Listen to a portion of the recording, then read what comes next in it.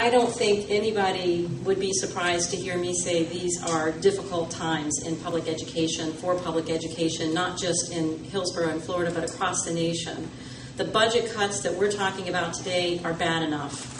But then there's also the constant demonizing of teachers and support professionals who work in our schools, and the legislative assault on our employment rights and our standard of living that we've seen during this year's session in the Florida legislature is just unprecedented. All of this is deeply troubling, but I have to tell you that what's most disturbing to me is that nobody in Tallahassee is acknowledging that these budget cuts actually hurt our public schools and Florida's children. Florida's public schools have endured 4 straight years of significant budget cuts. In Hillsborough alone, that's been $124 million we've had to cut from our budget over the last 4 years.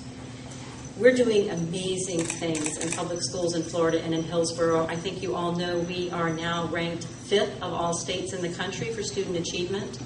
Hillsborough just celebrated yesterday. We're still celebrating the fact that we were, the Florida FCAT rights scores are out, and we are number 1 for 4th grade, and certainly leading our neighboring counties and all the large counties on the other grades for Florida writing.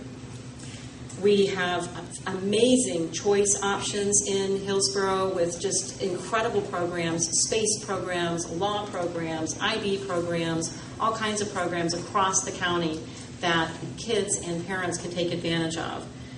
But under the budget that's being voted on tomorrow night in Tallahassee, Hillsborough schools will take another $100 million cut in just this coming year alone, on top of the $124 million we've already slashed over the last 4 years.